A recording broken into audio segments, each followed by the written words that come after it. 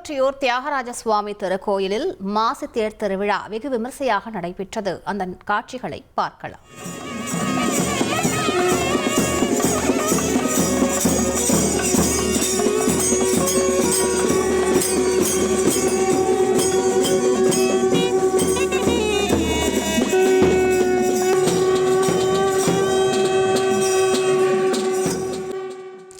கூடுதல் விவரங்களை செய்தியாளர் நிர்மலிடம் கேட்கலாம். நிர்மல், வணக்கம். இந்த திருவிழாவில் எவ்வளவு பக்தர்கள் கலந்து கொண்டு தேரை வடம் பிடித்து இழுத்தனர்? விவரங்களை பதிவு பண்ணுங்க.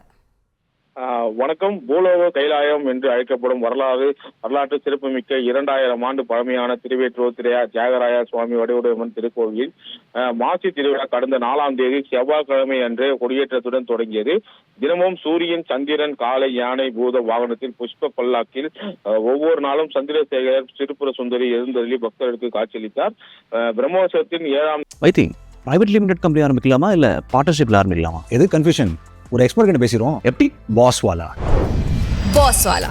பி தி பாஸ் நாளான இன்று சந்திரசேகர சுவாமி திருப்புர சுந்தரி அம்மனை அலங்கரித்து சிறப்பு பூஜைகள் செய்து தேரில் எழுந்தது.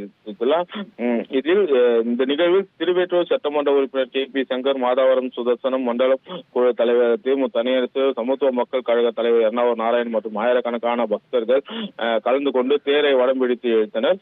இதனையடுத்து சங்கநாதம், கைலாய வாத்தியம், பிரம்மதாளம், நாதஸ்வரம், மேலதாளங்கள் முழங்க சிவன் அடியார்கள் பக்தி பாடல்கள் பாடி திருவேற்றூர் தேரடி வீதி மற்றும் திருவேற்றூர் நெடுஞ்சாலை மெட்ரோ தூண்களின் நடுவே வலம் வந்து திருத்தேர் 4 மாட வீதிகளில் சுற்றி வலம் வந்து தேரை பக்தர்கள் பக்தி பரவசத்துடன் தியாகராயா ஒற்றியூராரா அரூரரா என்ற கோஷத்துடன் ஆயிரக்கணக்கான மக்கள் வழிபட்டனர்.